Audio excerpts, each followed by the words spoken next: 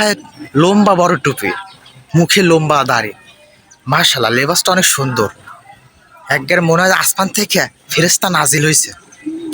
কিন্তু সেই করে হাসপাতালের দালালি, মানে ইসলামী লেবাস না লাগলে দালালি মজা হয় না, বেশি হাদিয়া পাওয়া যায় না। যত দালাল চক্র দুর্নীতি সব ইসলামের তাকওয়া ইসলামী লেবাস ব্যবহার করে। এই আমাদের আবেদ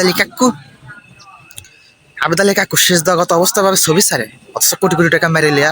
এই যে যুদ্ধে যে এত বড় একটা যুদ্ধ হলো 24-এ, সেই যুদ্ধটা আইসে আবেদ আলী কাকু শেষ। আবার নতুন করে বিভিন্ন হাসপাতালে ছাত্ররা যখন অভিযান চালাচ্ছে, বিভিন্ন বিভিন্ন দালাল চক্র তাদেরকে ধরে ফেলাচ্ছে। এইভাবে ছাত্ররা যদি প্রতিটা মেডিকেল হসপিটালে যদি অভিযান চালায়, এই দালাল চক্রগুলো রেহাই পাবে না। তারা তারা দালালি করতে পারবে না। লম্বা লম্বা দাড়ি, লম্বা লম্বা টুপি লাগে, আর যারা করতে পারবে না। দাড়ি রাখো, ভালো কথা, মার্শাল্লাহ, ইসলামের শরিয়াতে টুপি লাগাও। দুর্নীতি করো কেন, দালালি করো কেন, মানুষের সেবা করো।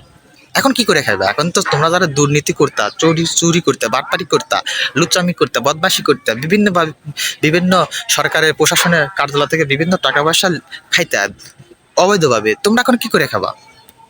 তোমরা যারা রাস্তায় আইবা, তোমাদের জুতা দেখ পিটাইবে জনগণ। জুতো তোমাদের জন্য প্রস্তুত করা আছে। আবার বলবেন যে অনেকে তো কোট টাই পরে দালালি করে, দুর্নীতি করে। তোদেরও দিন শেষ, দুর্নীতির বাংলাদেশ শেষ, সোনার বাংলাদেশ, ছাত্র যুব সমাজ বাংলাদেশ। দুর্নীতি শেষ। ছাত্ররা যেভাবে অভিযান চালাচ্ছে, তাতে মনে হয় না এসব দুর্নীতি, ঘুষখোর, চাঁদাবাজি বেশি দিন টিকবে, লাস্টিং করবে না। তোমাদের অস্তিত্ব বিলীন হয়ে যাবে। তোমাদের জন্য জুতোর বাড়ি, জনগণ জুতো নিয়ে দাঁড়াই আছে। জীবনে তার কোনো দুর্নীতি, কোনো হসপিটালে ডালালি এইগুলো না করতে পারো। মানুষের কাছে ভিক্ষে করে খা, হাত পেতে খা, খরাতি করে খা। মানুষের রক্ত সুশেষ টাকা তোরা কেমনে ভাবে খাস? তোরা মানুষকে ব্ল্যাকমেল করে তোরা কেমনে ভাবে খাস? তোদেরকে মরার ভয় নাই? তোরা মরতি না? সারা জীবন বেঁচে থাকবি? বেঁচে থাকতে পারতি না, তো পারতি না।